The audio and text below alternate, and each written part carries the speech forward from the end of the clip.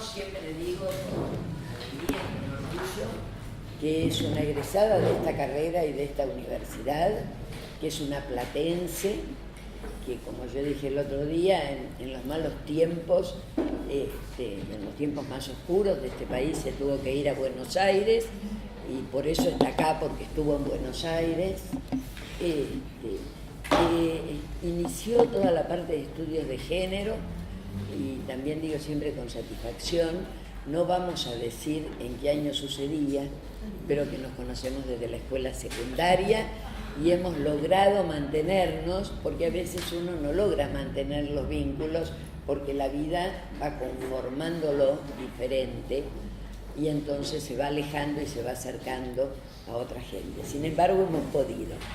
Y siempre digo también cuando la presento, porque me parece un gesto conmovedor, que cuando yo estaba exiliada en Costa Rica, hubo un encuentro de mujeres en México, y llegó una docente de la facultad de la Universidad de Costa Rica con una notita que decía: el día que decidas volver, esta es mi dirección en Buenos Aires. Es Ana Fernández. Bueno, yo ya tengo totalmente asumido que cuando vengo a dar clase a La Plata, un rato al principio lloro. Así que es así. Sí, lloramos mucho nosotros. La de la vida, ya se va. Volver nunca es simplemente pasar por una ciudad donde uno vivió. Tiene una connotación mucho más grande y siempre hay alguna situación que para ustedes es cotidiana, que de pronto a mí me sobresalta para bien, la mayoría de las veces, pero también con muchos recuerdos. Y entonces, bueno, además que Edita ha dicho palabras muy, muy significativas para mí, pero al entrar me encuentro con que este edificio se llama Sergio Caracachov, un amigo entrañable.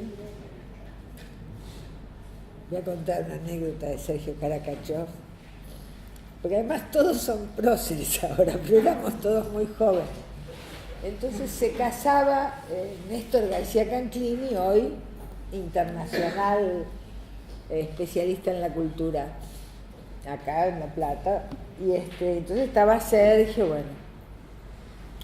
Y nos conocíamos de chicos, pero él era toda la vida de la Juventud Radical, y yo era una zurdita total. Bueno.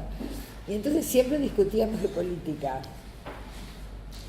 Entonces esa vez, además me acuerdo de la escena, estábamos parados en una arcada de la casa, no importa. Quiero decir, tengo muy fija la escena, porque me dice, no, entonces yo seguramente le haría alguna crítica de izquierda a algo. Y entonces me dice, no sabés, mirá, estamos trabajando con un dirigente de Chascomús. Y yo me empecé a reír. ¿Qué venís con un dirigente de Chascomús? ¿Qué van a arreglar con eso? Bueno, y después fue Alfonsín, ¿no? No, estamos conversando con un dirigente de Chascomús que la rompe, vas a ver. Yo me maté de risa, bueno, por supuesto recordé siempre esas palabras años después, ¿no? Pero bueno. De todos modos, vamos a trabajar. ¿A qué hora hacemos un intervalo son menos 20? ¿O no hago intervalo y seguimos todo derecho? ¿No es cierto? Porque se nos va. Si alguien está muriendo. El tema de cargar termos y esas cosas que hacen, nos dicen y hacemos 5 minutos para irnos alrededor de la 1:30. Bueno, porque entonces dejamos. Sí, dejo como un margen para debate, pero hacemos todo de corrido, si no se nos va a. Sí, porque ellos vienen de tomar cafecito. O sea que no estamos siendo crueles. No, están todos bien alimentados. Muy bien. Bueno, hoy. En lo extenso que es vamos a ver hasta dónde llegamos, pero en lo extenso que es el tema género, subjetividad femenina, etcétera, etcétera, que era lo que Edith me había pedido, y dado lo interdisciplinario en acto, que es la composición de este curso, vamos a tratar de trabajar algunas cuestiones referidas a la construcción histórica de la subjetividad, que no es cualquier subjetividad en este caso, sino es un modo de subjetivación de género que ha tenido una larga historia de subalternidad, ¿no? Tengo algo que me está molestando.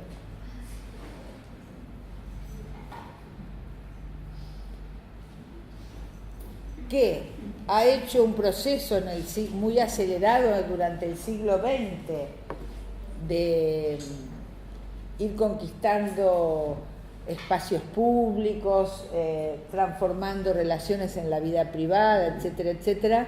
No podemos pensar que las mujeres que hoy emprenden su proyecto de vida sean muy parecidas a sus abuelas o bisabuelas.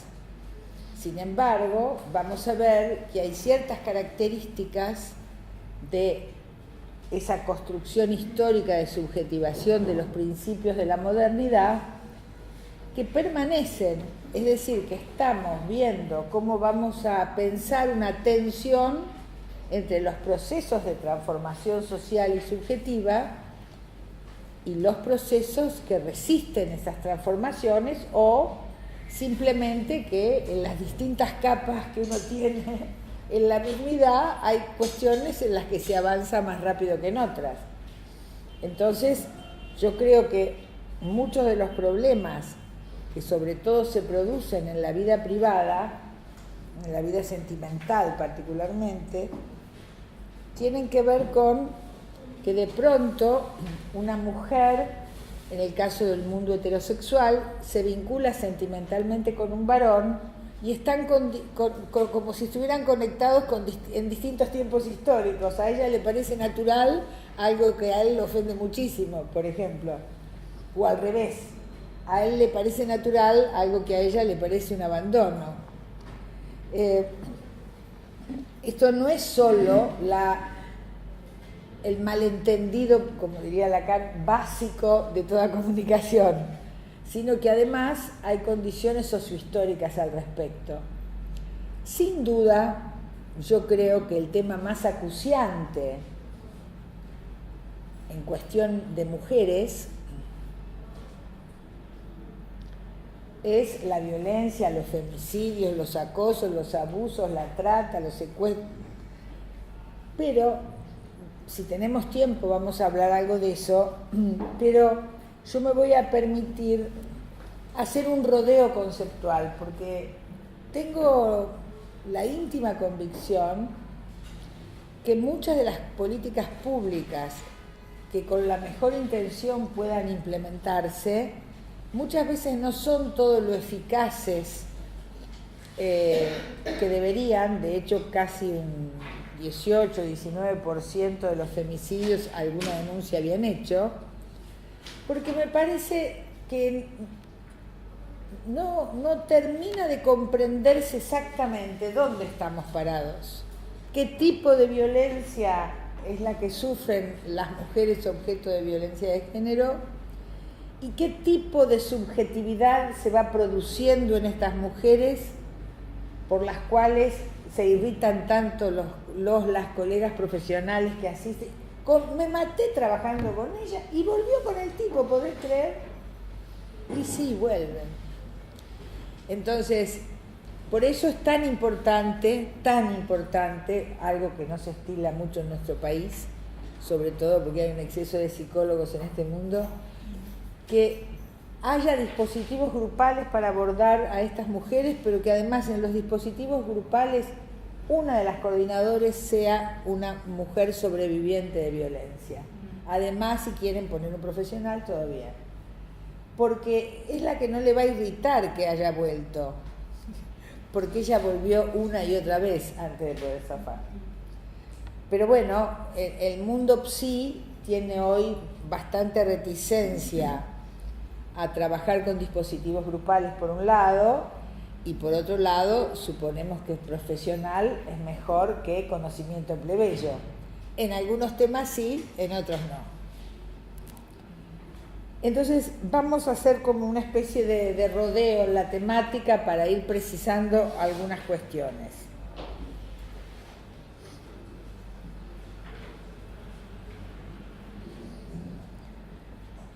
En primer lugar, quiero situar que todo lo que voy a hablar está pensado desde una perspectiva de género, con lo cual rápidamente hay que aclarar qué entiendo por perspectiva de género, porque a medida que la palabra cobra visibilidad, diluye su significación específica o más fuerte o se banaliza. Estamos encantadas con que en los programas de Chimento se discuta el acoso. Me parece fantástico. Solo que vamos a tener que tener mucha vigilancia conceptual, porque por supuesto, como los medios harán como puedan, o como quieran, pero junto a la difusión de la temática, que es sumamente importante, también puede venir la banalización de los conceptos. Entonces, ¿qué entiendo por perspectiva de género? Porque muchas veces se cree que trabajar con perspectiva de género es trabajar con mujeres que están en alguna situación particular de género.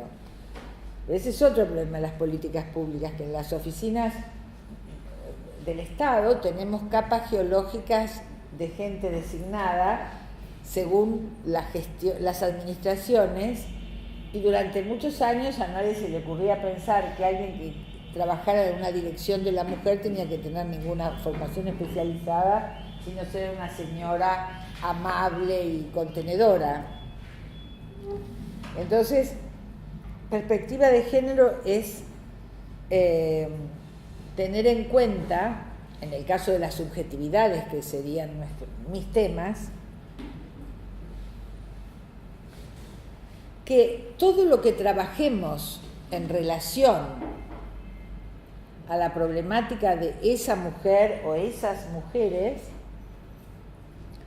lleva la marca de un modo de elecciones de vida que se han realizado desde distintos grados de subalternidad.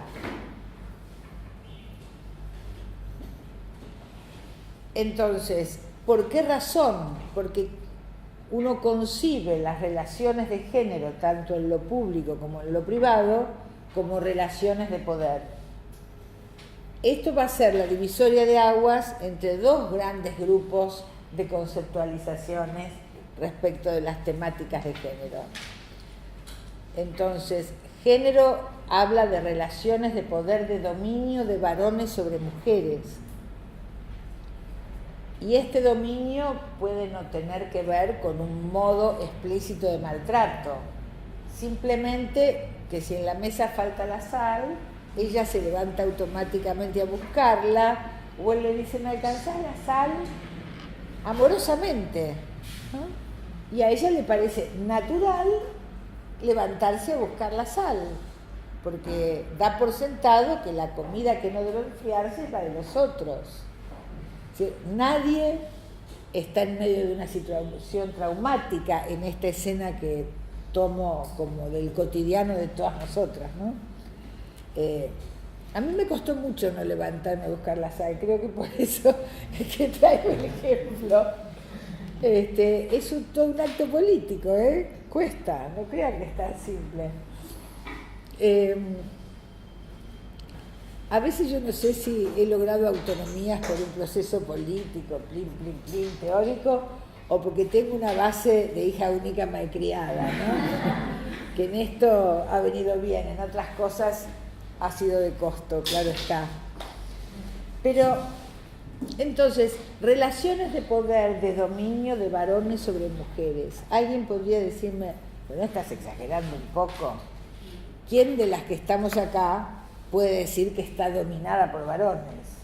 ¿No? Sería como haberse quedado en un razonamiento de 80 años atrás, de 100 años atrás, porque de los años 50 para acá, con la llegada de las mujeres al mundo del trabajo, a la universidad, etcétera, etcétera, se ha producido sin duda una ampliación de los horizontes existenciales, las relaciones sentimentales.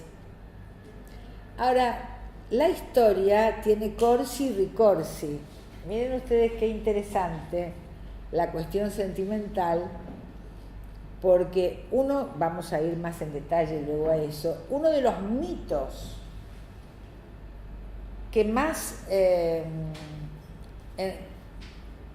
dañan a las mujeres en situación de riesgo por violencia es el mito del amor romántico, que no les permite ver hasta dónde el riesgo está ahí.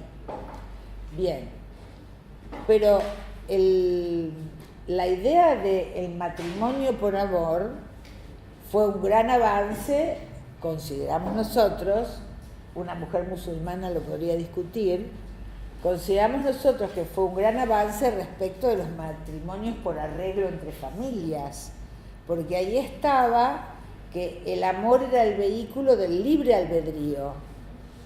Entonces nadie dudaba que eso. Yo a esta altura tengo mis dudas, si fue el matrimonio arreglado, no puede traerte menos problemas, porque con el amor se sufre muchísimo, ¿no? Bueno, de hecho los contratos matrimoniales hablarían de un retorno. De los contratos prenupciales, claro, bueno, está bien, porque hay bienes, entonces el amor está bien, pero no hagamos pavadas, ¿no? Es muy interesante, porque estamos en el capitalismo, no hay que olvidar. Entonces, ¿dónde abrochan rápido para que el amor no ponga en riesgo las fortunas? En el dinero.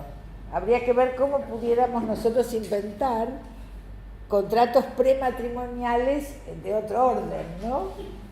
Más sentimental, que las chicas parece que nos movemos más por las cuestiones sentimentales que económicas. Error. Bueno, pero entonces digo, alguien podría decir, qué exageración. Me parece que es exagerado si lo tomáramos en el plano de lo más manifiesto. Pero escribimos ya hace muchísimos años un libro con Eva Giberti. Fue una de mis primeras cosas y yo estaba muy orgullosa que Eva me invitara a compartir ese espacio a partir de un curso que dimos muy interesante, que serían Principios de la Democracia. Y después escribimos un libro que se llama La mujer y la violencia invisible. Ahí desarrollamos la noción de violencia invisible, que entonces sí ahí entrarían todos los violentamientos que quedan invisibilizados porque es natural que me levante a buscar la sal, ¿no?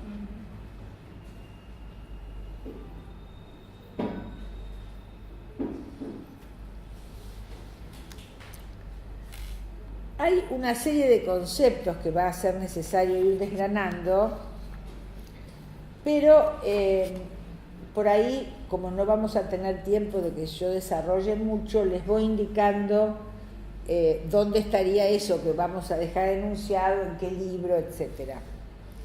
Entonces, tanto el tema de las violencias y las dificultades de los dispositivos de abordaje en las políticas públicas, en las ONG, como esto que acabo de decir, en relación a que tenemos que pensar en términos de elecciones de vida en la subalternidad, para revisar ambas cosas tenemos que tener en cuenta los límites que tendría, o que tiene, mejor dicho, vamos a afirmarlo, los límites que tiene un enfoque unidisciplinario. Porque nuestra universidad liberal no nos forma en el método de análisis crítico de nuestras profesiones y nuestras teorías, pero sí nos forma para el ejercicio liberal de la profesión, ¿no? Un psicólogo lo que más aprecia es su consultorio privado, un abogado lo que más aprecia es llegar a tener un bufete importante, etcétera, etcétera, etcétera. Entonces, las concepciones unidisciplinarias que llamamos epistemológicamente de objeto discreto, o sea, este es mi objeto, este es mi método, este es mi área de trabajo, En realidad, para pensar desde una perspectiva de estudios de género, como es la que estoy desarrollando, es necesario un enfoque que sea en principio multidisciplinario, pero con una vocación transdisciplinaria, es decir, que sean profesionales de distintas disciplinas que formen equipo, no solo que se amontonen, que formen equipo y que puedan discutir qué cuestión tal disciplina no me deja ver, pero qué cuestión puedo usar de tal otra, pero que a su vez tienen invisibilidad tal otra cuestión. Eso es más que un diálogo interdisciplinario, eso es un entramado que no va a dar una nueva disciplina, sino un campo de problemas, y acá la idea de campo de problemas es central en relación a la de objeto discreto. Estas cuestiones yo las vengo hablando desde el Very Beginning, así que donde creo uno de los lugares donde está más desarrollado es en el libro El campo grupal, que quienes han estudiado grupos seguramente lo han leído, pero ahí pueden encontrar un buen desarrollo de la idea de campo de problemas. En este caso sería campo de problemas de la subjetividad y agregamos necesariamente transdisciplinario. Es como, por ejemplo, cuando se habla de estudios culturales, estudios postcoloniales, a nadie se le ocurre que eso es una unidisciplina o que una disciplina va a poder aportar más que el resto. Las psicologías, el psicoanálisis tienden a pensar en términos de causa psíquica. Causa psíquica del psiquismo está todo bien, el tema es cuando traspolamos y causa psíquica explica hasta la economía, ¿no?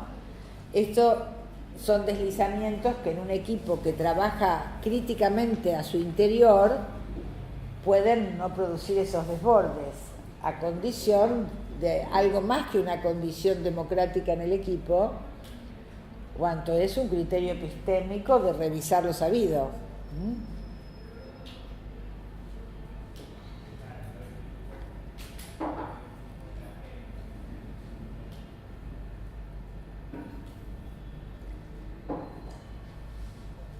Sin duda,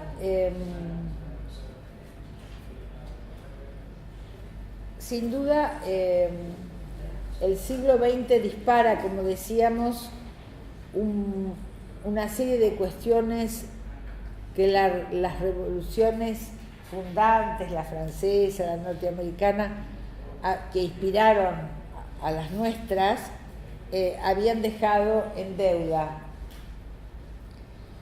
Pero calculen que el voto femenino en la Argentina se logra, no sé, el año 47, sería la época de Evita, pero en Suiza recién en el 70 y algo votan las mujeres, es decir, es un lento proceso de ir como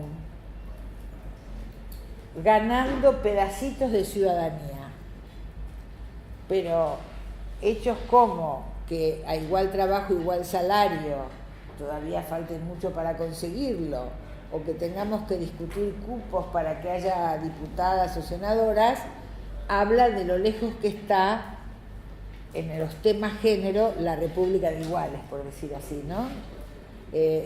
Tenemos muchos menos derechos de ciudadanía que los varones, pero en un proceso, como decía, de acelerada transformación. Ahora bien, si somos ciudadanas Manon Tropo, esto no es solo un problema de género. Acá vamos a tener un panorama por el cual las cuestiones de género se van a atravesar con situaciones de clase. Es decir, si sos de clase media y llegaste a la universidad, sos menos ciudadana que un varón de igual clase, pero más que una mujer, que otra mujer que además es muy pobre. Pero le podemos agregar otro circuito de discriminación, si además de muy pobre tiene un color oscurito, ni hablar, oscurito en general, oscurito mapuche, ahora parece que va a ser peor, ¿no? Como los circuitos de la discriminación, la estigmatización, ustedes pueden tener de las distintas pertenencias que tenemos a los grupos sociales a los que pertenecemos, ¿no? Suponte cuestiones que hoy están totalmente dirimidas, seguramente, como que era más importante tener un apellido español que italiano, porque eso era más fino, cosas que hoy nos reiríamos mucho. Bueno, a lo mejor en la familia Anchorena siguen pensando eso, pero no lo sé. Digo, hay toda una serie de discriminaciones que van anillando las diferencias desigualadas.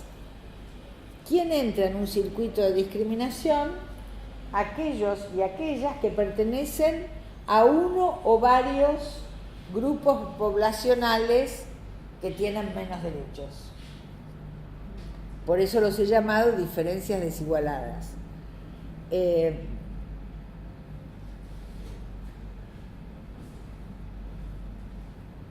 Ahora, esto arma desde la idea de hombre igual hombre, es decir, hombre con mayúscula igual hombre con minúscula, es decir, los seres humanos pensados como varones, ¿no? Que es una ecuación de principios de la modernidad,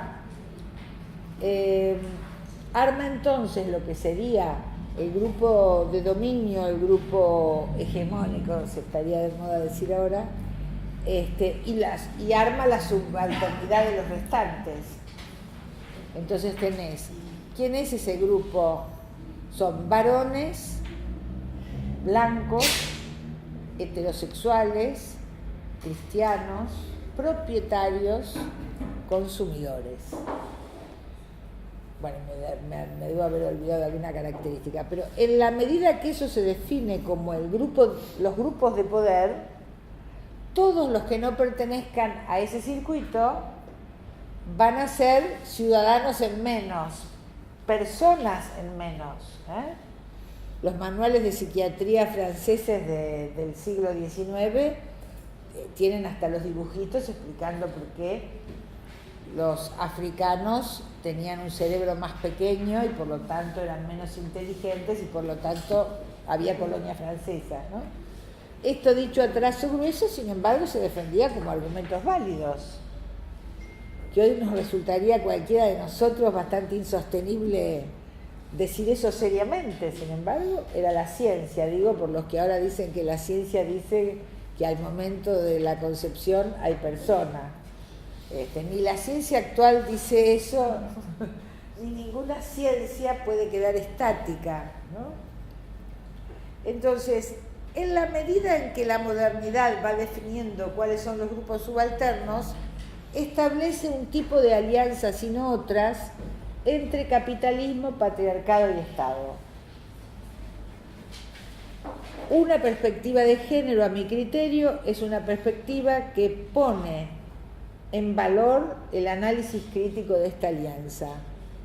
Si no, uno puede ser muy feminista, muy radical, pero no va a ver lo que tiene acá, que el capitalismo necesita de la inferiorización de las mujeres como grupo social. El patriarcado también. Y ustedes dirán, ¿y el Estado? Y el Estado es un monstruo de muchas cabezas, ¿no?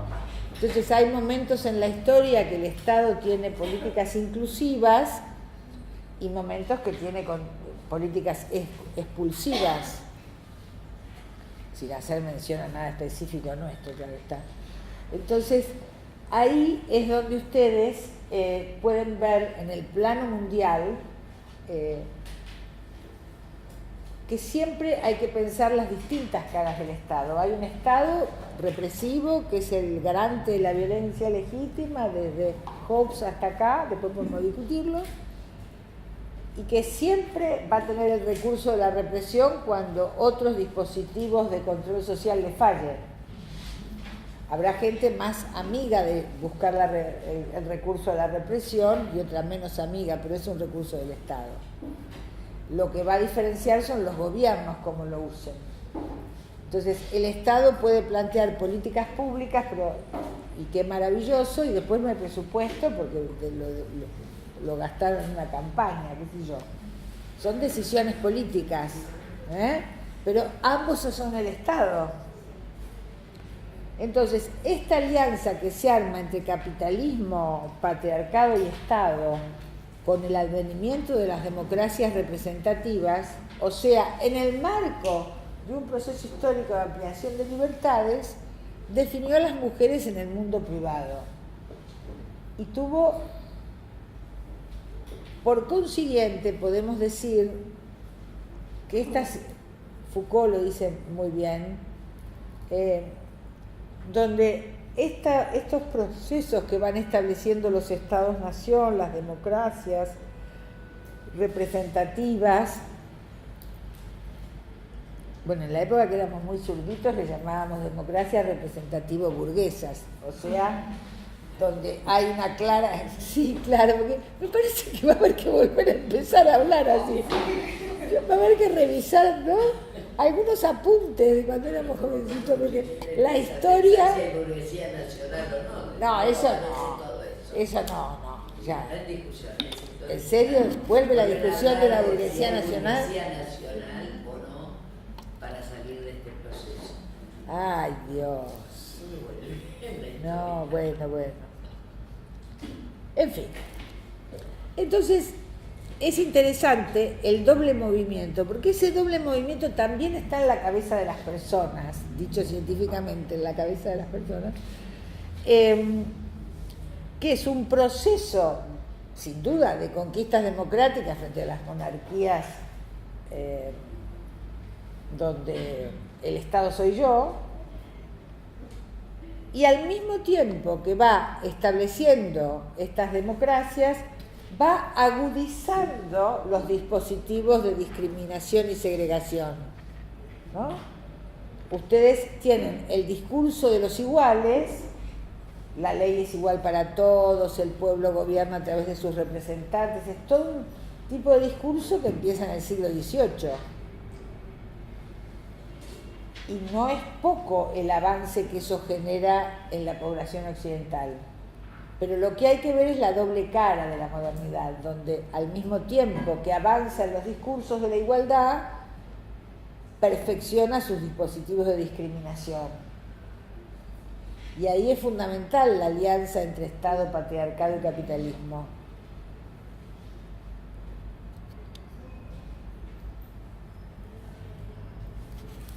Ahora, que no es la primera modernidad, que se le llama neoliberalismo, hay alguna denominación que me gusta, que es la de sociedades postdemocráticas, son democracias sin pueblo, que han caído los 30 gloriosos años del estado del bienestar en Europa, desde Thatcher para acá, pero todo lo que no voy a hablar porque sería muy largo,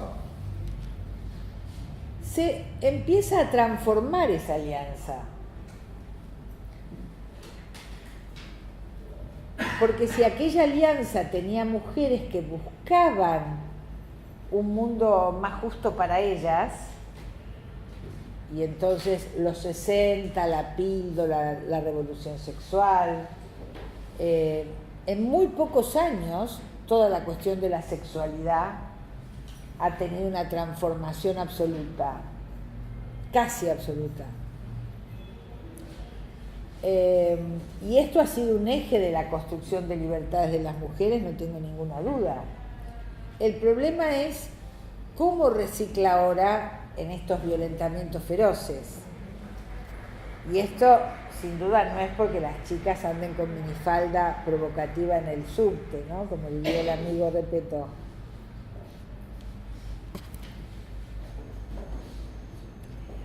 Entonces, me parece que las violencias de género de hoy no son el resabio de una vieja barbarie machista, son nuevas violencias con su propia lógica y su propia ferocidad, que sin duda abrevan en aquellas otras. Y uno de los temas que me parece por los cuales las políticas públicas suelen fallar es porque fueron pensadas para la violencia de la modernidad temprana, o sea, la mujer golpeada. Entonces, los procesos de asistencia a mujeres golpeadas, que tenían un montón de hijos, que generalmente eran pobres y que el tipo le daba palizas durante 20 años y a los 20 años se cebó un poco y le dio un mal golpe y ella se murió, es un proceso de violencia de larga duración que y en una sociedad menos barbarizada, porque la perimetral es un sinsentido darle una perimetral a un señor que no respeta la ley, porque si la respetara no pegaría, no estaría amenazando con matar. Entonces hay que hacer todo eso, pero está pensado para alguien que puede hacerle caso a la justicia, en una época donde la justicia parecía legítima. Hoy, con todas las situaciones de desfondamiento de la legalidad de la justicia, es mucho más fácil que un psicopatón no le importe nada de esa perimetral. Insisto, hay que otorgarlas, pero no pensemos que así salvamos a nadie, porque esta es otra violencia, tienen otras cabezas los violentos y otras cabezas las mujeres víctimas de la violencia. Entonces, pasar de víctima a sobreviviente es un tránsito complicado que muchas veces el Estado, las políticas públicas no logran ubicar de qué se trata.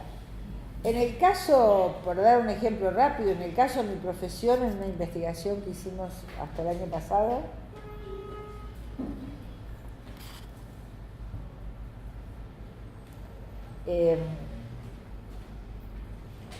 por ejemplo, ustedes se encuentran en el conurbano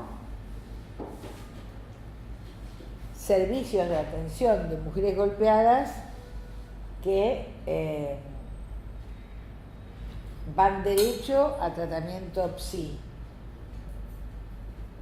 Y en realidad primero habría que sacarla de la emergencia, barajarla con otro dispositivo. Pero después en un municipio más allá tenés que tienen bien armado el dispositivo de sacarla de la emergencia, pero después no tienen dónde mandarla a hacer terapia, que en algún momento lo va a necesitar, si no va a reincidir. Quiero decir, todo esto está en relación a una gran dificultad de poder diagnosticar con mucha precisión estos nuevos modos de la violencia, que a mi criterio, nosotros hicimos una investigación sobre femicidios. Para quienes le interese, en el libro La diferencia desquiciada hay un capítulo sobre esa investigación que se llama La ferocidad de Estado, no me acuerdo. La ferocidad del patriarcado. Ah, muy bien, muy bien. Entonces, ahí lo que pudimos ver fue que se aceleraba los tiempos de la violencia, es decir, lo que antes llevaba 20 años ahora puede suceder en un noviazgo de 3 meses, ni siquiera noviazgo. Una chica que sale con un muchacho durante 3 meses y le dice, no, mirá, no salgo más, el tipo va y la mata. No tenemos parámetro para eso, porque todo está pensado en la violencia de la larga duración conyugal. Pero además la ferocidad es distinta. Y además, en la medida en que la justicia va tan lenta, y a veces los larga, y que si no hay pruebas de esto, de aquello, todo eso va cebando la posibilidad de matar. Así que el Estado, en su inoperancia, es cómplice de esos homicidios.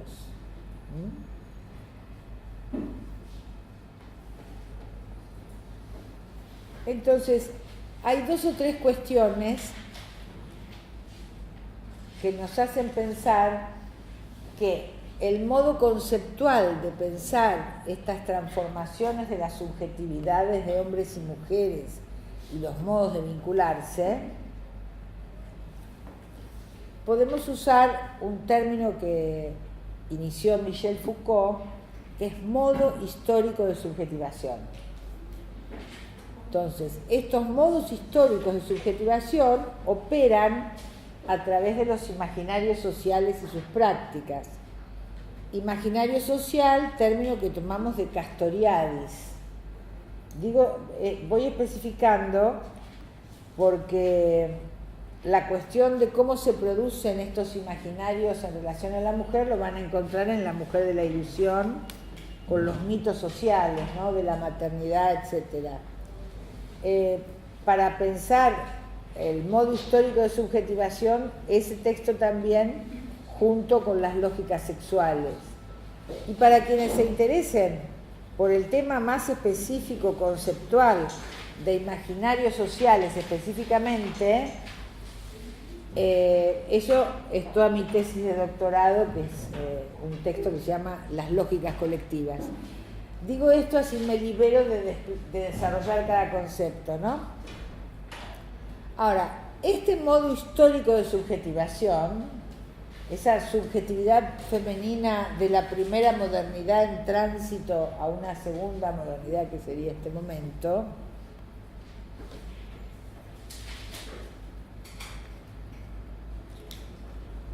hace pensar en un recaudo de método. La sociedad disciplina a través de los modos de subjetivación. Y sin duda los imaginarios colectivos son un arma central para todo esto. Pero, como también diría Foucault, donde hay poder hay resistencia. O como diría Castoriadis, estos imaginarios instituidos siempre van a ser resistidos por un resto que se resiste a ser domesticado, que por supuesto es del orden del deseo, ¿no? En un libro que ahora se reeditó, que es Jóvenes de vidas grises, ahí yo trabajo jóvenes, no hago mucha distinción de género, salvo en algunas cuestiones referidas al aborto.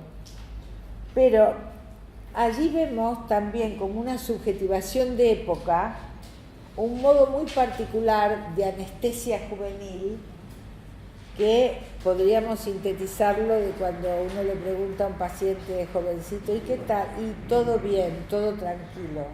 Yo tuve que escribir ese libro porque me irritaba que alguien joven le pareciera que todo estaba bien porque estaba tranquilo, ¿no? Porque si a esa edad uno no innova y a esa edad uno no transgrede, ¿cuándo? Pero la respuesta era todo bien, todo tranquilo. Y entonces empecé a pensar cómo se armaba ese modo de subjetivación juvenil con el que era tan difícil trabajar analíticamente, porque había cambiado esa población de pacientes. Uno recibía personas que los movía el interés de pensar, sí, acá, una vez que decía todo bien, todo tranquilo, no había nada de qué hablar. Entonces era muy difícil, pero más que difícil, yo tenía una irritación por eso. Entonces, bueno, para no maltratar gente, me puse a escribir el libro, porque había que... Claro, porque no podés ladrar ahí, tenés que estar en el lugar del muerto, como dicen los psicoanalistas. Bueno, entonces tuve que pensar cómo era ese modo de subjetivación. También las herramientas teóricas son las mismas que en el caso este, y siempre hay un resto que resiste a ser disciplinado. En esa tensión es que se mueven los procesos, sean colectivos, sean individuales, de avance en la ampliación de libertades o vuelta a escenarios más represivos o discriminativos. Ahora, es difícil, y acá me parece importante hacer la salvedad, que en el caso de las mujeres y los varones hay que pensar, aclaro esto porque todavía no tenemos suficiente escucha, en mi caso, que el método es el análisis, de las conyugalidades gays y lesbianas para ver en qué medida reproducen el modelo heterosexual, que es el matrimonio llamado monógamo, está pensado para la heterosexualidad. Entonces hay que ver qué modificaciones van a inventar o si van a reproducir. Espero que inventen mucho, porque reproducir una institución tan en crisis como la matrimonial, me parece que tienen la chance de inventar soluciones, pero tampoco vamos a quedarnos cruzados de brazos a ver qué inventan los gays y así los copiamos, porque tampoco sería útil para nosotros. Pero en la conyugalidad, con libreta, sin libreta, en las relaciones heterosexuales, la complejidad del proceso, subalternidad, autonomía de las mujeres está acompañada en la mayoría de los casos por enormes perplejidades de los varones, ¿no? Hay ciertas perplejidades que son históricas, como Freud, que no podía imaginar qué deseaba una mujer, ¿no? Y se habló del enigma femenino. A mí en realidad, nosotras no me parece que seamos nada enigmáticas. Me resulta muy enigmático los varones, ¿no? Lo digo en serio. ¿Qué desea un varón? Además de ciertas cosas obvias. Es raro, ¿no? Hay un desencuentro ahí. Voy a contar una anécdota. Mi hijo más chico estaba en el secundario, tendría 16. Tenía una noviecita preciosa, compañerita del colegio, ¿no? Entonces un día viene y dice que se han peleado con esta noviecita. ¡Ay, qué pena!, le digo yo. ¿Y por qué? Género, me dijo. Bueno, ¿qué sería eso? Y dice, ¿vos crees que está todo bien? La mirás y se largó a llorar. Es genial, porque si hay algo que desconcierta es cuando una se pone a llorar, ¿no? Está todo bien, la mirás y se pone a llorar. Bueno, ese es el malentendido, ¿no? El desencuentro histórico. Entonces, ahí me parece que en estas diferencias desigualadas, en estos procesos de subalternización, porque no es que nace subalterno, tenemos que enfocar cuáles son estrictamente los procesos que podemos distinguir a través de los cuales se produce y reproduce la vulnerabilización.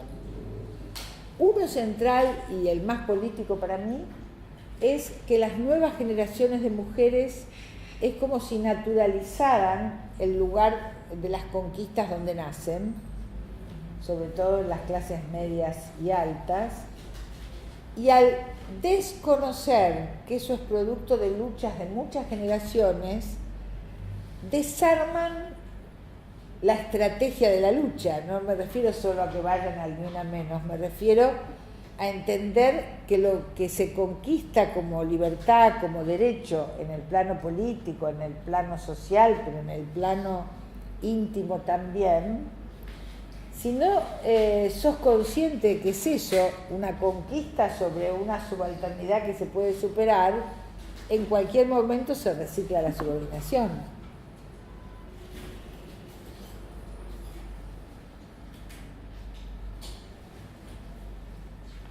Entonces, me parece que un tema central en el caso de las mujeres es como tener registro que todo el tiempo hay que estar intentando correr los bordes de lo posible, que no es que ya está todo bien, ¿no? Que son relaciones de poder. En estos mitos que tanto, de los que hablo desde hace tantos años, mujer igual madre, el mito del amor romántico y el mito de la pasividad sexual femenina, me parece que arman una combinación muy particular, porque fíjense que cuando yo escribí La mujer de la ilusión, que se publicó en los 90, eran textos que se habían ido produciendo en los 80.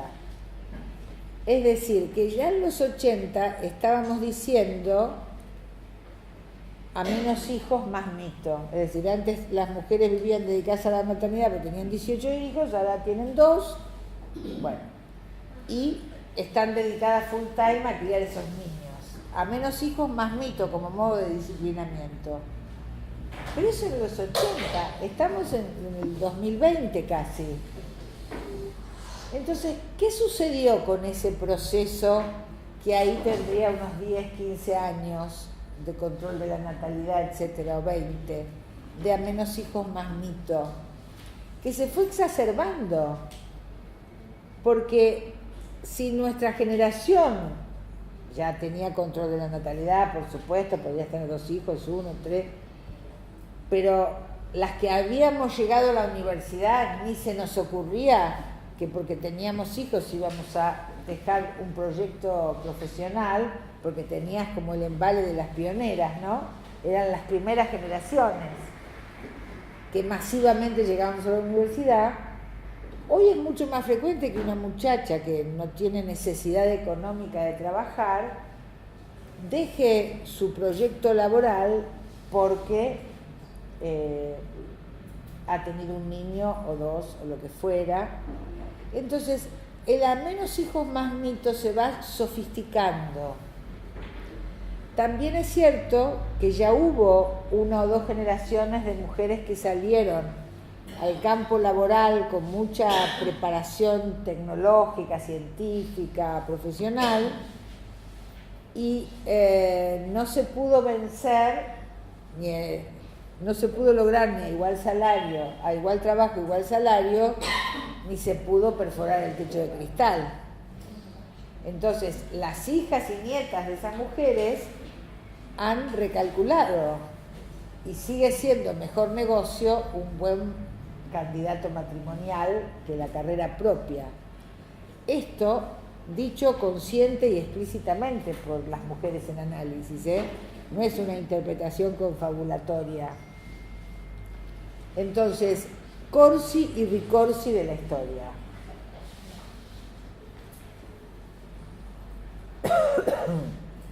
Y estamos en un momento de una conjugación complicada, que sería ciertas independencias profesionales, económicas logradas en las capas medias y dependencia emocional con el mito del amor romántico. Entonces las 2 situaciones arman lo que los griegos llamaban el entusiasmo amoroso, una ilusión amorosa muy complicada, con muchas contradicciones,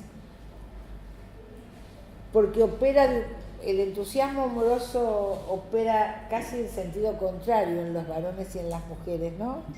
Cuando un varón va viendo surgir ese entusiasmo, trata de dispersar su atención erótica de modo tal de no quedar capturado en esa intensidad amorosa.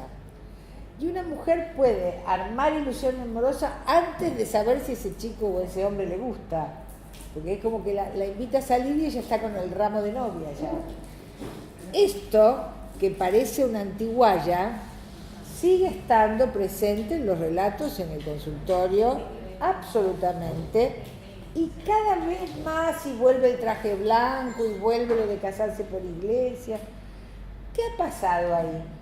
También tenemos que pensar que en el caso de las violencias hay un sector de los varones que cometen femicidio que después se pegan un tiro ellos. Entonces, eso es distinto del psicópata serial que va destruyendo mujeres por el camino. ¿Qué pasa con las relaciones sociocomunitarias, políticas, del mundo público? Que la gente se repliega en el mundo privado sentimental y le pide a un vínculo que le dé todo lo que la vida no le da, el mundo social no le da, y obviamente son vínculos de mucha frustración y violencia. Porque si vos dejaste la carrera para que no te falte nada, ese más vale que no quiebre la empresa porque lo mata. ¿Se entiende?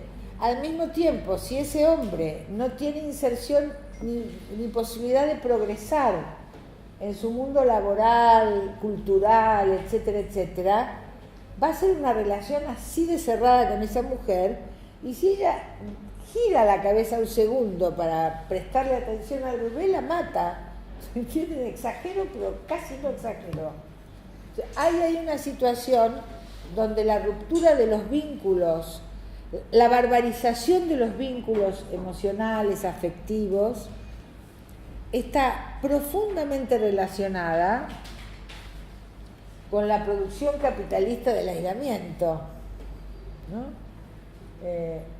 Y entonces estamos conectados pero por las redes, es decir, el cuerpo a cuerpo, el cara a cara, el sentarse a charlar con los amigos o las amigas y cultivar esa red.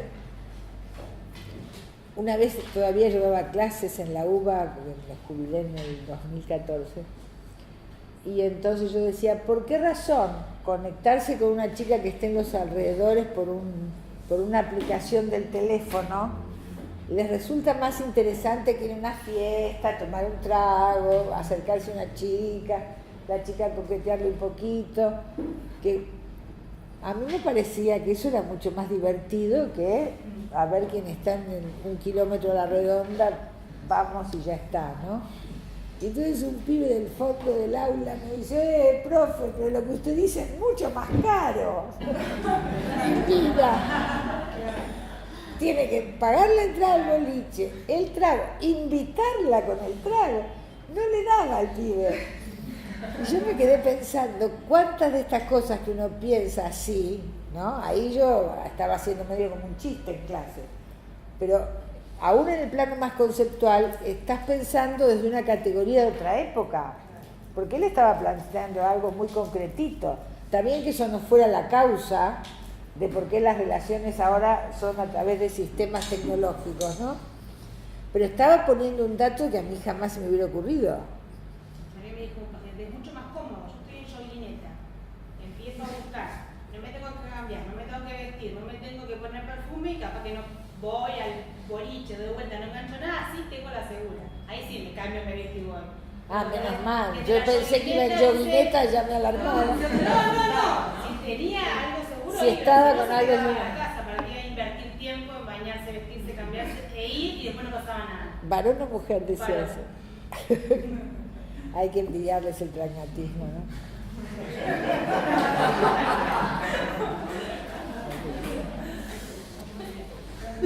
Para mí también es mucho más divertido todo lo otro, pero evidentemente no. Yo creo, esto es un comentario a las mujeres de la sala, no criticar tanto a los varones, sacar cuadernito a vos y tomar nota, ¿no? Porque en algunas cuestiones la verdad que son mucho más pragmáticos que nosotros.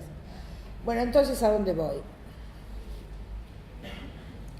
Estos mitos, mujer igual madre, el amor romántico, la pasividad erótica femenina, han ido teniendo transformaciones desparejas, ¿no? No podemos decir esto se transformó de tal manera, llegó, va y viene, más allá de las variaciones individuales. Y además, mucho del disciplinamiento en subalternidad lo producen las propias mujeres consigo mismas. Voy a dar un ejemplo de una paciente. Marido, empresario, alto nivel económico de ambos, empresario, empresa familiar de la familia de él. Ella, destacadísima en lo suyo, con un emprendimiento propio, por lo tanto, mujer que va por negocios a Nueva York, a París, va, viene. O sea, de lo más avanzado en emprendimiento laboral, ¿no? y además una creativa. Y entonces se da cuenta, porque empieza toda una cosa, yo los veo en terapia de pareja, empieza toda una cosa donde uno la ve a ella demandante, como con un reclamo contenido, porque él los lunes va a jugar al tenis con los amigos de tal grupo, el otro día... Él tiene, además de la vida en pareja y que se ve que se quieren y todo eso, él tiene mucha vida social con amigos compartidos, pero generalmente que los varones hacen programa y salen ellos a comer, a lo que fuera.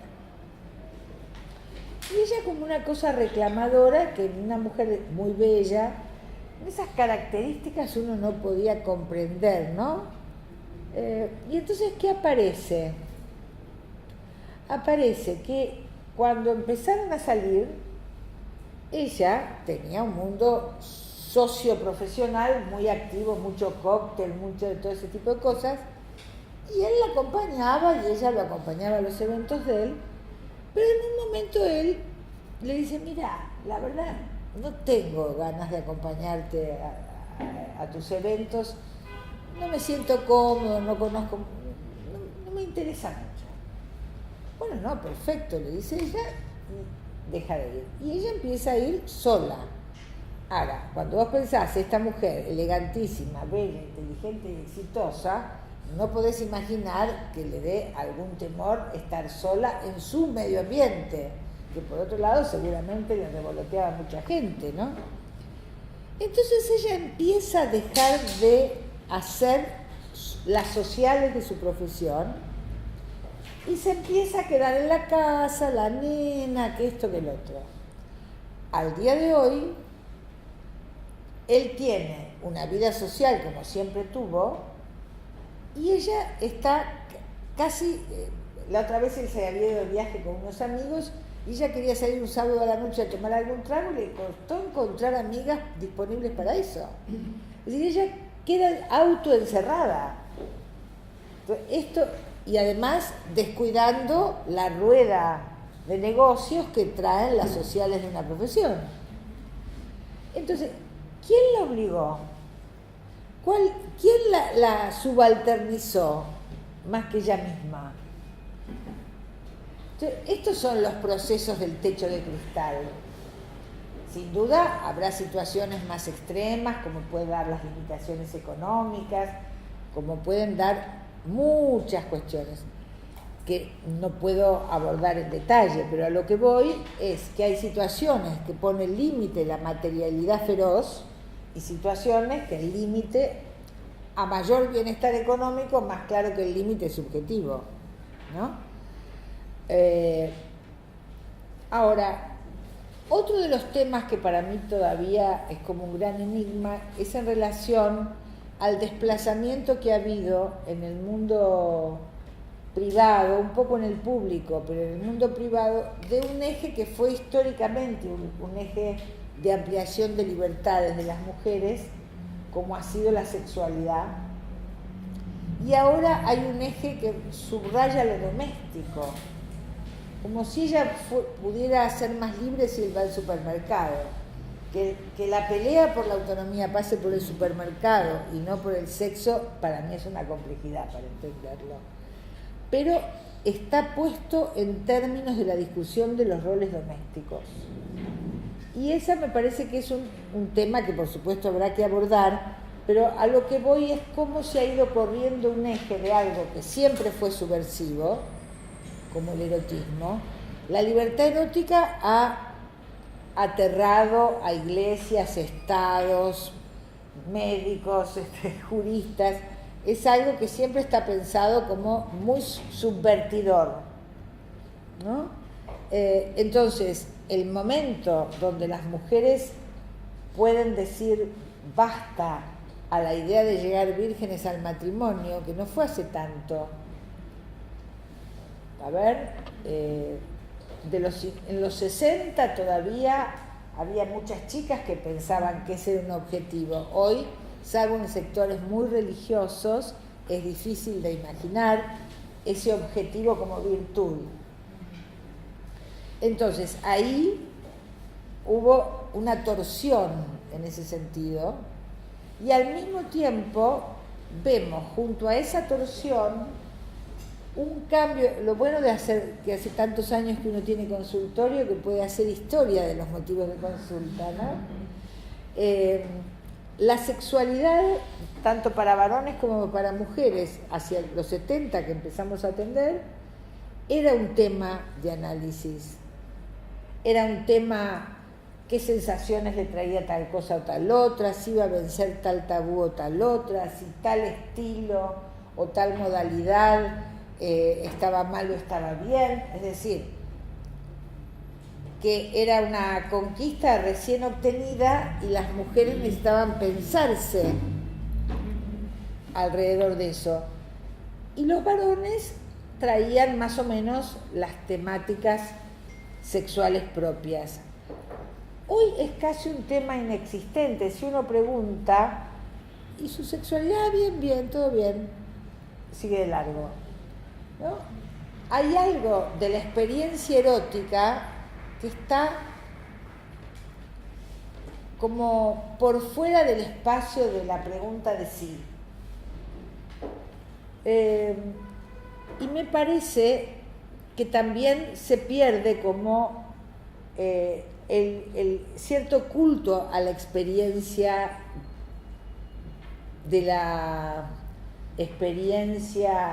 exploración de las propias potencias eróticas y las del otro. Es como si fuera más llano, pero donde de eso no se habla. Sin embargo, los tratamientos de mujeres tienen larguísimos ratos, casi diría insistentes, en el tema del supermercado y si él la ayuda o no la ayuda. Yo no comprendo bien ese tránsito todavía, pero me parece que está en relación. Debe haber una relación entre esta idea de los roles domésticos como lo que la traba en la vida y poner en silencio las cuestiones del erotismo. Y la otra cuestión ligada a eso es que con la cuestión del amor romántico se pone ahí en una dificultad que es, otra vez, avances históricos que se te arman traba de otra manera, ¿no? Es interesantísimo. Sin duda, un gran avance en el mundo íntimo de las mujeres ha sido incluir junto a su deber reproductivo, por decir así, que se jugara algo del placer erótico en la conyugalidad, ¿no? Hasta ese momento estaba muy claro que su oficio era reproductor, el placer sexual más bien estaba pensado como pecado, como algo indebido, y los varones siempre tuvieron sus instituciones para el placer y nunca se les ocurrió poner eso dentro de la casa. Cuando, producto de cierto empoderamiento histórico, las mujeres empiezan como a vivir como algo interesante el erotismo y la satisfacción sexual, en vez de copiar que los varones tenían eso en instituciones por separado, empezaron a exigir que eso fuera dentro del matrimonio. Rareza histórica total en Occidente, en Oriente más, claro.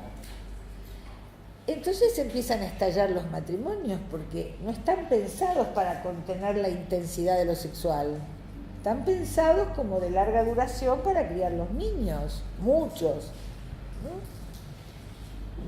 Ahora, y ahí empieza otro problema en cadena, que es que hay un estilo, las mujeres por alguna razón que habrá que estudiar, cuando nos vimos en el derecho a la sexualidad, al erotismo, que la plenitud de la satisfacción sexual era algo bueno para la salud, fíjense el cambio de paradigma ahí, y no un pecado, que no.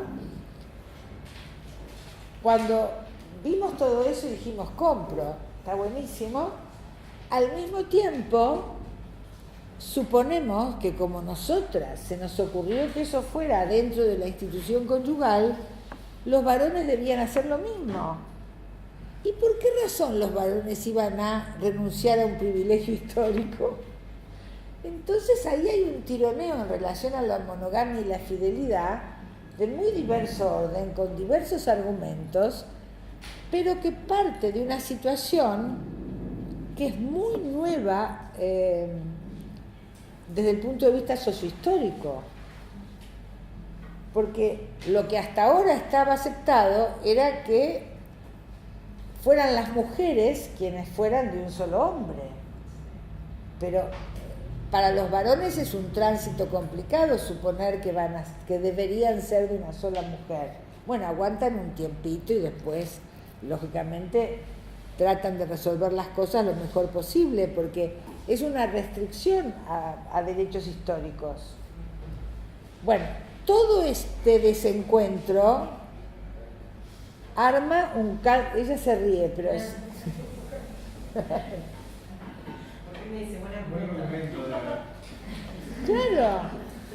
Claro, pero ¿qué pasa? ¿Qué pasa con las mujeres? Hay que poder salir a la noche a levantar, cosa que para los varones puede ser algo hasta deportivo, ¿no? Fíjense, en Estados Unidos, que tienen estadísticas para todo, han estudiado mucho a las mujeres ejecutivas y manejan fortunas, por ejemplo, de empresas globales. Pueden tener almuerzos de trabajo, pero cenan en la habitación del hotel. Cuando viajan, no se animan a cenar solas en un restaurante. Piensen ustedes, chicas, ¿quién de nosotras cena sola en un restaurante? Almorzar algo al paso, cualquiera, ¿no? Nosotros cuando damos clases en Bolívar, en otra de la sede de la facultad, de noche había que cenar sola, y era de lo más incómodo, eran todos varones. Porque además era el hotel del pueblo. Son varones viajantes de comercio, todo eso. Los del pueblo. El café y todo. Todos nosotros que viajábamos solas, es así. En los pueblos, cuando hemos viajado a la clase, es así. Bueno, pero en Nueva York también. En Nueva York también. En Bolívar. Casa más, casa menos. Casa más, casa menos, igualito a mi Santiago. Entonces, hay algo de la subjetividad femenina ahí que todavía no termina de apropiarse de la calle, ni hablar ahora con los riesgos de la calle, ¿no? Entonces, muchas chicas operan por reacción. Como tengo que demostrar afirmativamente que soy igual a los varones, no tengo por qué tomar más recaudos que los varones. Pero bueno, eso nos llevaría a otro tema. Entonces, ahí hay como una especie de conflicto donde son procesos históricos diferentes, pero no hemos terminado de salir de las relaciones tuteladas. Esto quiere decir que podríamos hablar de cuestiones que hacen a independencias logradas, sin duda,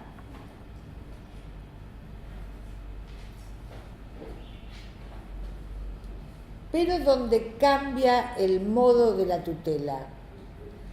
Cualquiera de nosotras diría que no tiene ningún inconveniente ir a un congreso a otra ciudad por 2 días y ni se le ocurre pedirle permiso al marido para eso.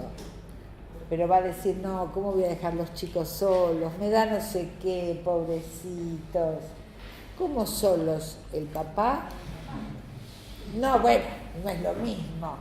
Y entonces no va a hacer las relaciones que tiene que hacer en la profesión para crecer, porque se crece más en las profesiones, en los espacios informales, que en los formales, eso lo sabemos.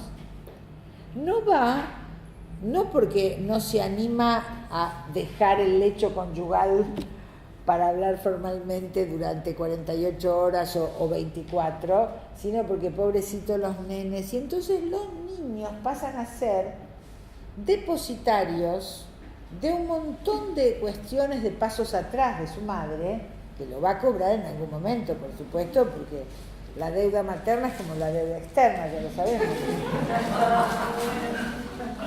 Claro, pero literal, suena chiste, pero es impagable, como la deuda externa. Entonces, más te sacrificas, más vas a cobrar.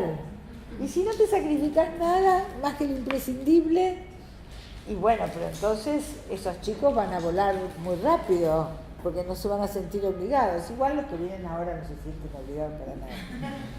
Pero entonces, si vamos mirando, es cómo se van encadenando unas cuestiones con otras.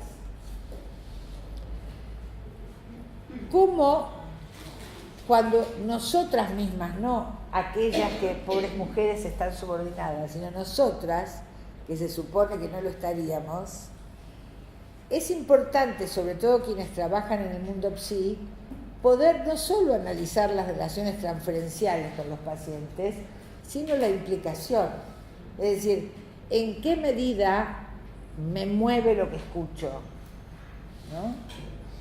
Por ejemplo, esta mujer que ella sola había dejado de ir a las convenciones de su profesión y se fue quedando en su casa, a mí me dejó pensando muchísimo, porque es una mujer, ¿cómo podría decir? Lo que yo llamaría una espléndida, bellísima, elegantísima, exitosa, divertida, ocurrente. Vos pensás, esta mina puede lo que quiera, ¿no? Educada con mucha libertad por su familia, sin cuestiones religiosas de por medio, qué sé yo. Y vos mirá cómo se encerró solita ahí. Está bien, después veremos de qué fantasma es objeto esa conducta. Acabo de escuchar eso y acabo de empezar a verla.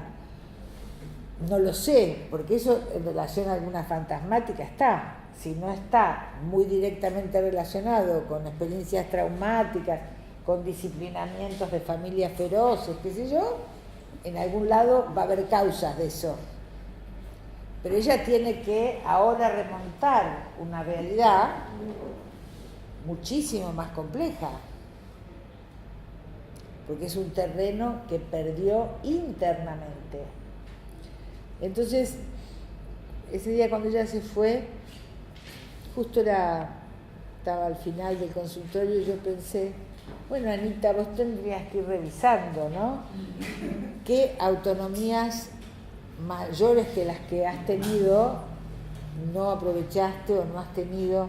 Porque esa es una pregunta que uno tiene que tener abierta todo el tiempo. Yo podría decir, bueno, a esta edad lo que fue, y nada, si no aprovechaste tal autonomía que se te servía en el mundo, ahora ya está. Sí, podría ser, pero no importa, está bueno contabilizar igual, ¿no? Entonces, para ir cerrando, para dar lugar al debate y todo eso,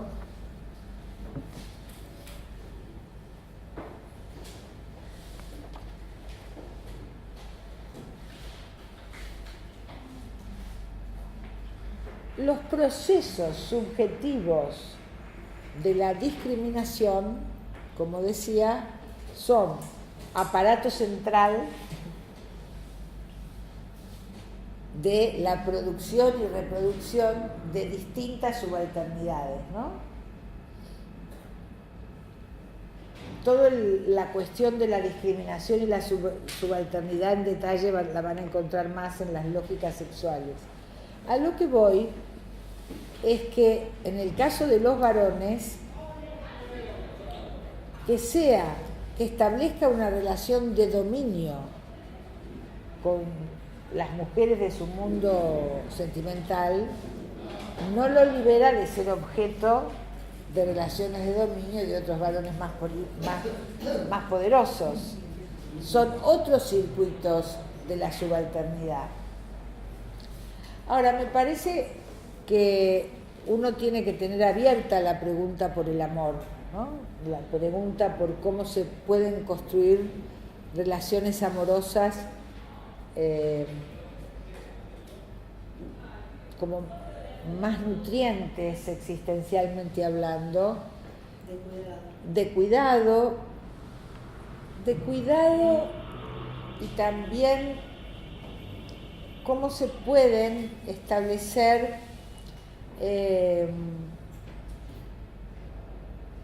relaciones donde la pasión no esté sobre la base del dominio del otro, porque hay como cuestiones que se confunden, me parece. Uno aspira a relaciones más equitativas, pero para eso tenemos que vencer una tradición patriarcal capitalista porque son los tiempos actuales, pero medieval también, digo, que es una idea de poder del dominio sobre los otros. Poder es poder de dominio. Entonces, las relaciones afectivas operan en quién domina a quién muchas veces, cómo te quiero tanto que te tengo que dominar. También en las mujeres, porque la subalternidad no nos hace buenas. Entonces hay una confusión muchas veces que ubicar como víctimas de subalternidad o de discriminación se supone la bondad de las víctimas, ¿no? No, acá no estamos hablando de eso. Hay un poder de ejercicio de la subalternidad, que es el poder del colonizado del que hablaba Fanon, ¿no? Esto se ve muy bien en las relaciones de servidumbre o en las relaciones de vasallaje, en las relaciones entre dos etnias donde una es inferiorizada, ¿no? Hay muchos modos de hacer pisar el palito al blanco sin necesidad de ponerse, pero desde abajo, desde la subalternidad. Entonces muchas veces operamos desde ciertas subalternidades y no desde los derechos. Una cosa que se trabaja muy bien en el espacio analítico para mí, pero que puede verse en cualquier profesión, yo hablo desde la mía, es cuántos síntomas de angustias, de depresiones, ahora de crisis de pánicos, etcétera, etcétera, tienen, y aún personas medicadas, tienen algo muy fuerte que por ahí jamás lo contaron. Ahora estoy atendiendo a una muchacha medicada a rolete, pero bien medicada porque le pasa de todo desde el punto de vista psiquiátrico, pero empiezan a contar recién ahora abusos incestuosos de años, situaciones de maltrato, de vejación. Entonces, ¿cuánto de esas violencias silenciadas está operando en situaciones que vemos en su manifestación sintomática? Las situaciones abusivas en la infancia de abuso físico, pero también todas las situaciones, porque una cosa es un hombre que comete ataque incestuoso sobre hijas y o hijos, eso es una escena, pero hay situaciones que están lejos de ese ataque manifiesto, como una mirada libidinosa sobre una niña que se está desarrollando por parte de su padre o de su hermano, que dejan destrozos. Y fue tal vez una mirada, bueno, no de una vez, un modo de mirarla. Ahora, al mismo tiempo, un papá que, por lo que fuera, nunca te miró y te invistió libidinalmente, también va a dar una mujer que se cree poco atractiva. Porque ese es su primer novio, digamos, pero cuando tenía 2 años. Él le demuestra cómo es sensible a sus juegos de seducción. Y eso es maravilloso. Cualquiera que ve un papá y una nenita, eso es un placer. Pero miren el delgado hilo de la transgresión a la prohibición del incesto y el desastre que puede generar.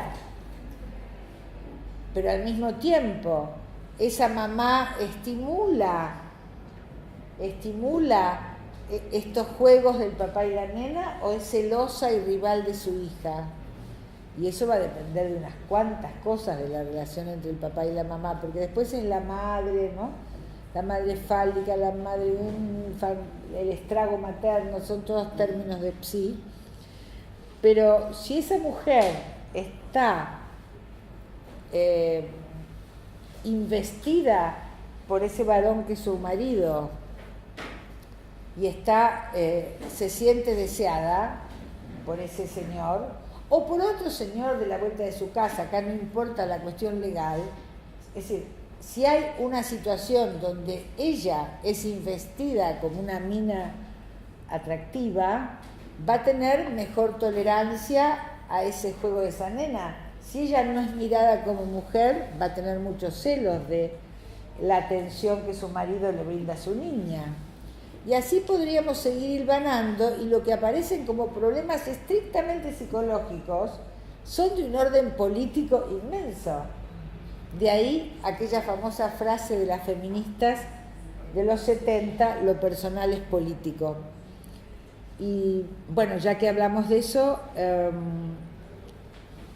me parece que está bueno recordar que el 8 de marzo hay una gran expresión colectiva convocada por Ni Una Menos y otras organizaciones, y que bueno, estaría bueno encontrarnos allí.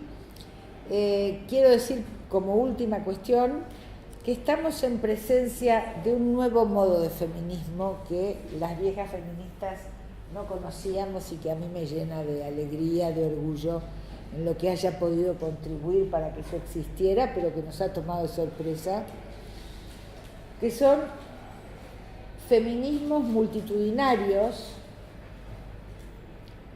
de saberes plebeyos, ¿no? Totalmente enraizados en sus espacios comunitarios.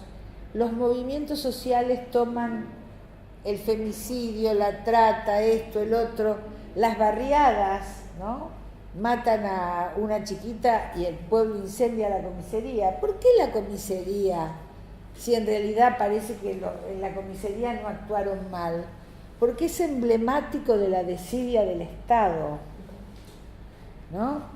Porque esas fuerzas del orden traman históricamente complicidades feroces con, por ejemplo, uno que no cumple con la cautelar, está ahí, entonces el tipo va y lo palmea y le hace chistes, no le muestra el rigor de la ley hablándole con seriedad, usted no puede, decir, mirá, flaco, mejor, que en realidad... Bueno, todo eso es muy interesante porque está hablando de otro modo de pensar y de accionar en las reivindicaciones específicas, y me parece que es un feminismo, como decía, plebeyo, en el más orgulloso sentido de la plebeyez, ¿no? Plebeyo, multitudinario y que actúa todo el tiempo que es necesario en la calle, a diferencia del nuestro, que fue más de la academia, de un circuito de mujeres ilustradas. Bueno, creamos condiciones también, porque hemos escrito mucho, no sé, por eso digo, pero hubo un momento en que creíamos que ya no venían las chicas jóvenes, que éramos las que éramos, y que eso se iba a ir agotando, que nos conocíamos todas, ¿no? El otro día fue una asamblea preparatoria del 8M y por primera vez me encontré con todos conocidas. Uno iba a esas reuniones y estábamos las de siempre. Ahora había 2.000, 3.000 pibas, que no tenía yo la menor idea de quiénes eran, que uno por las vestimentas podía inferir que era multiclasista. Había de distintas edades, desde mayores como yo a muy, muy jovencitas, o sea, es de mucha transversalidad y de una organización más autogestiva que del estilo de organización de partido, ¿no? O de movimiento de organización tipo MG. Es una gran novedad política, muy acorde con los tiempos que corren en distintos lugares del mundo, porque los indignados españoles también tuvieron al principio este tipo de organización, etcétera, etcétera. Así que bueno, me parece que hay grandes cosas por hacer por delante, más allá que estos sean tiempos muy aciagos para todo aquello que sea ampliación de derechos, y se viene el debate por la cuestión del aborto, que realmente, bueno, vamos a tener que trabajar mucho en ese sentido. Yo estaría interrumpiendo aquí para dar lugar a preguntas. ¿Te parece bien, Edith? Sí. Sí. En principio, quería decirle que yo vengo yo soy abogada, es la primera vez que escucho y la verdad es que me llevo un montón de cosas muy interesantes para seguir pensando. Cuando vos hablabas de que son nuevas violencias y que son nuevas cabezas también, tanto de las mujeres víctimas de esas violencias como de los agresores, me ponía a pensar, hay una autora que es María Rosa Cobo, que ella habla de reacción patriarcal. Ella en realidad analiza las violencias en cuanto a la territorialidad, bueno, todo lo que tiene que ver la trata de mujeres, etc. Y me hacía la pregunta, no sé si vos lo pensás desde allí o si... No si conozco esa autora, Ajá.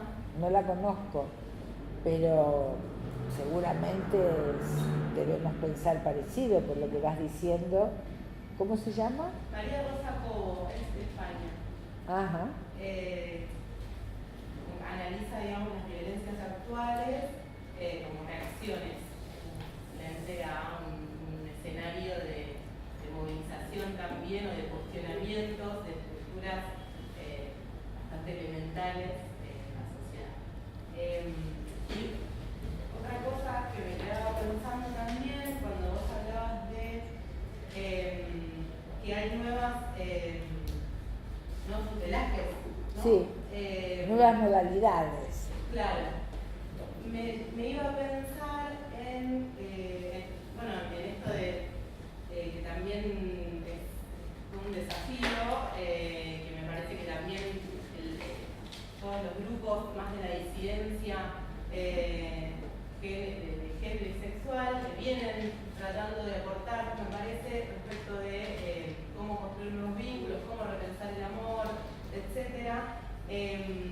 Se me venía en un debate que por lo menos en los grupos que yo habito está muy presente de la apertura de la relación, la clásica relación heterosexual, ahora abrimos la pareja. Y lo que yo observo de experiencias muy concretas y muy cercanas, en las que tengo mucho análisis teórico en este sentido, es que en las relaciones de parejas heterosexuales al menos, continúa, bajo el velo de la pareja abierta, continúa ese tutelaje, podríamos decir, porque la mujer que decide abrir esa relación con su pareja varón,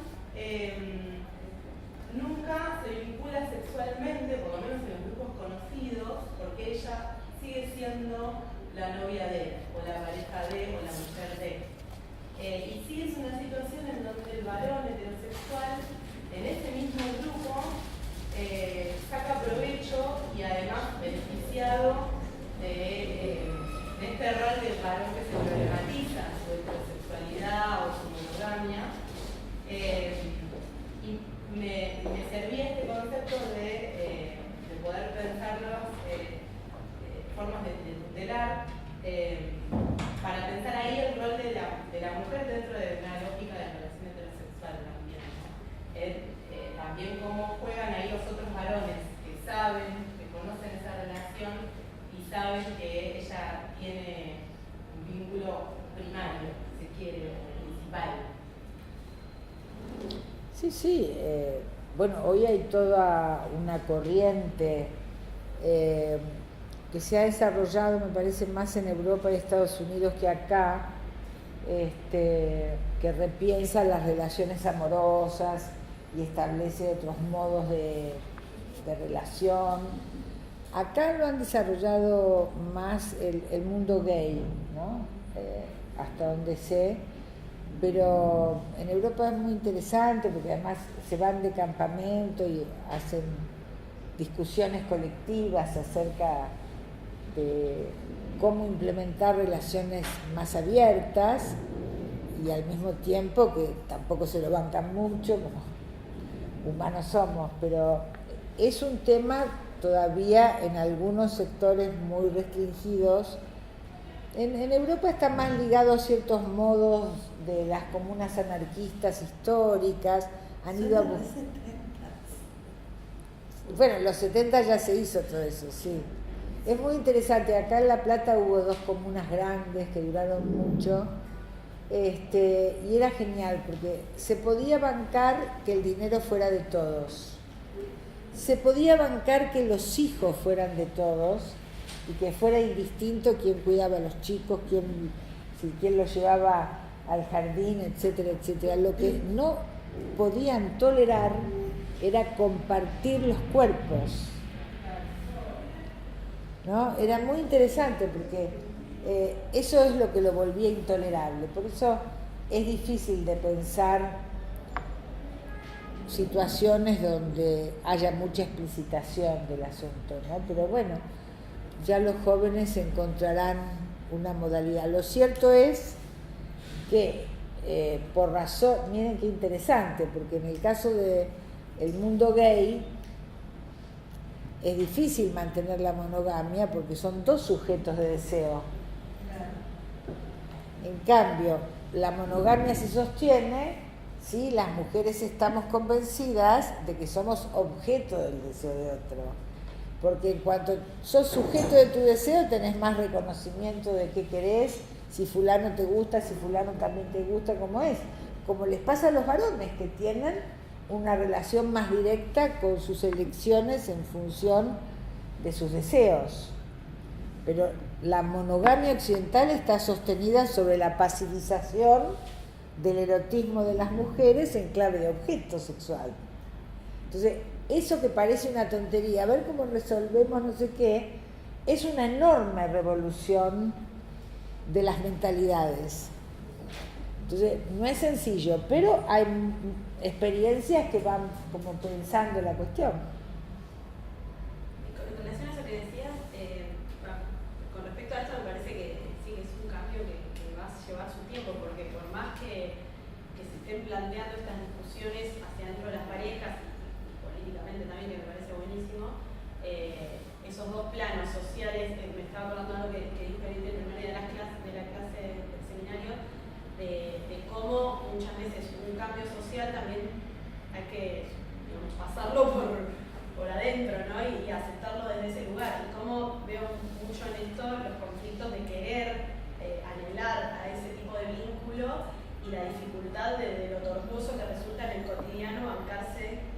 Porque tendrás que renunciar a una cuestión, porque el capitalismo no es solo un sistema económico, la subjetividad se arma. Entonces tendrás que renunciar a la propiedad del otro. Sí, el vuelta es... Dicho así, es facilísimo. Y hasta parece bueno y generoso. Mirá qué libres que son. Después te querés agarrar de... Por eso digo, cómo internalizar lo discursivo. Y por otro lado, que me parecía interesante esto que decías de las nuevas organizaciones políticas de mujeres y de varones también, pero sobre todo de mujeres con esta lógica más horizontal y no con el modelo por ahí tradicional que venían teniendo los movimientos de mujeres, que me parece súper atractivo, interesante, y de hecho yo me acerqué un poco al feminismo porque me pareció, por una cuestión de ideas y de principios, y también porque vengo de la ecología, del ecologismo popular, de participar en asambleas muy vinculadas a la cuestión territorial, viendo los cruces entre, como decías, patriarcado, capitalismo y Estado, y también, por lo menos desde lo que vengo leyendo de ecofeminismos y demás, se le agrega también como el extractivismo, porque podemos vivir en socialismo y seguir teniendo un extractivismo muy intensivo, y como las mujeres siempre son las primeras en sufrir también en los territorios, la defensa, ¿no?, del territorio y demás, y hablar de mujeres provenientes de pueblos originarios. Entonces, estas nuevas organizaciones que claramente no solamente el movimiento feminista, me parece que son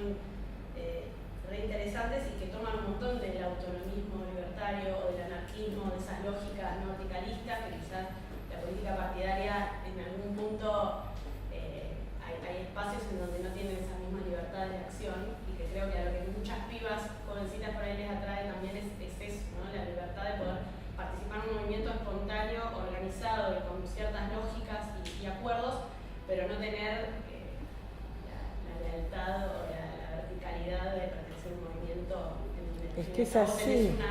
una bajada. Es así y esto tal vez sea una de las cosas más maravillosas de esta época, ¿no?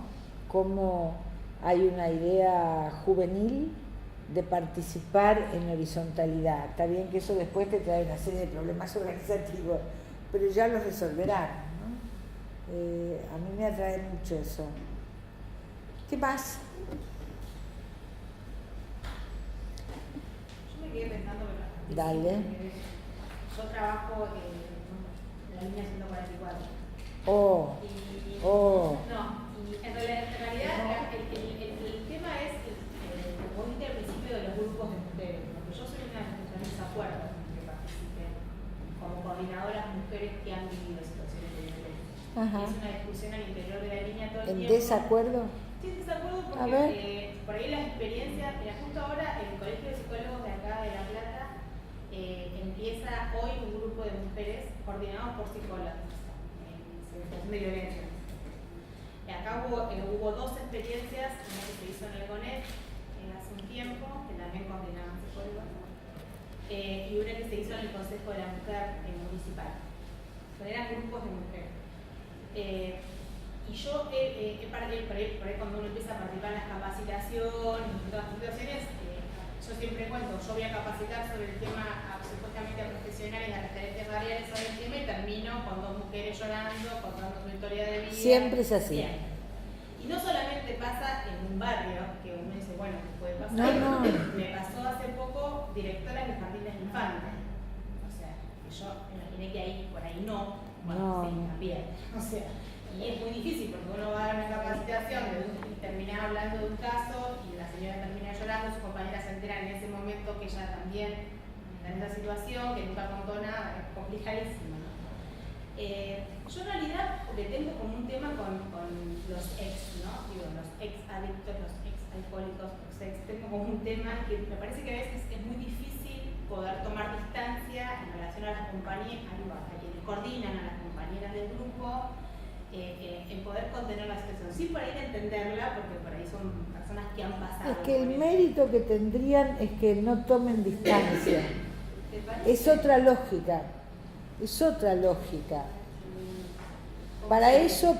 Por eso está bueno coordinar, porque con un profesional. claro que ella se meta con patas y todo en una situación de contención de lo que fuera, pero sin distancia, porque eso va a ser así, Claro. y que quede afuera de esa implicación tan intensa la coordinadora más profesional que mantendrá el nivel elaborativo, porque mira, yo lo hago incluso en cuestiones que somos dos profesionales, de pronto en alguna asesoría institucional, supervisión de algún hospital o lo que fuera,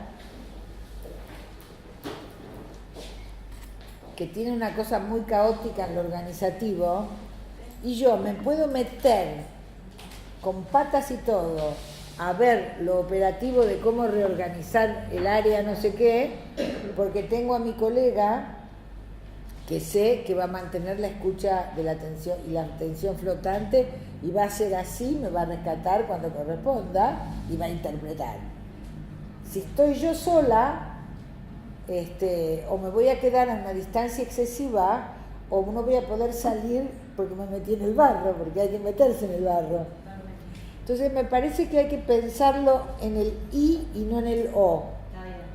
No es oeste, sino combinemos. Porque en la provincia de Buenos Aires hay experiencias en danza y no me acuerdo de otro municipio que trabajan solamente con mujeres que han sido víctimas de violencia y que ahora coordinan grupos. Sí.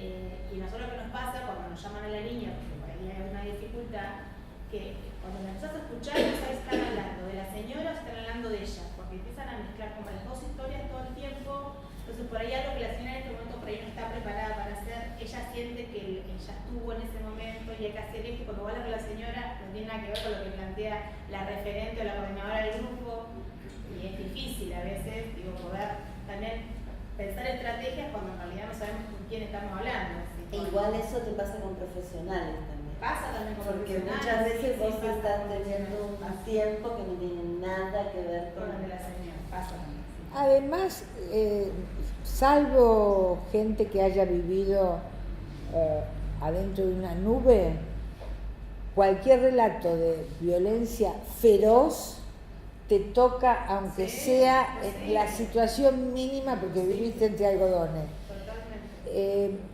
Obviamente hay una masividad identificatoria cuando son relatos explícitos, coincidentes desde ya, ¿no?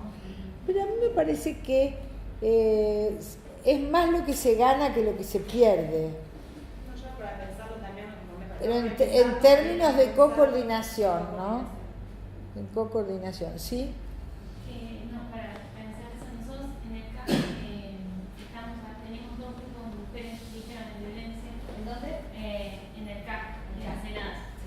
Y bueno, lo hacemos interdisciplinario, tanto yo, la trabajadora social y la administrativa, que es una chica trans que está por recibirse Qué bueno. licenciada en ciencias de la educación.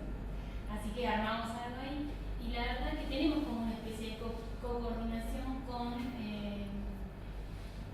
con algunas mujeres que están en situación de violencia de género. No podríamos decir que son ex víctimas porque es difícil pensarlo, pero sí que están posicionadas como en otro lugar y ayudan mucho a las otras mujeres. Nosotras de golpe nos pasamos mencionadas, tuvimos muchos casos de violencia de género con poblaciones no tan arrasadas, Claro. no tan vulnerables. Eso también. Fue importante porque antes también lo habíamos dado, nos había resultado muy difícil. Entonces, teniendo algunas otras cuestiones que tenían resueltas, nos permitía trabajar esto. Y teníamos tanta población y todos nos mandaban a psicólogos con oficio a atender, a que atendamos nosotros, y empezamos a pensar este dispositivo. Y la verdad que habiendo atendido primero individualmente y después grupalmente, nosotros estamos como sorprendidos de lo que produce lo grupal. Porque es impresionante. Ponemos como ciertas reglas que porque esto trabajamos de cierto respeto, de una actitud muy respetuosa por las diferencias, porque si no se empiezan a desesperar cuando empiezan a volver, y eso pasa todo el tiempo. Entonces eso fue un tema que tuvimos que trabajar, y esto de tratar de entender la experiencia de la otra, no haciendo lo que yo haría si estuviese en su lugar porque no estoy. Bueno, algo de todo eso fue un trabajo, pero la verdad que lo que crece, lo que se ayuda, lo que se potencia, es otra cosa nunca lograda en ninguna terapia individual. Eso es así, pero cuesta tanto convencer a los demás, ¿no? Pero hay que escribir eso, qué lindo, muy lindo. Bueno, yo me quedaría toda la tarde, pero hay que dar fin a la clase, así que les agradezco mucho, ¿eh?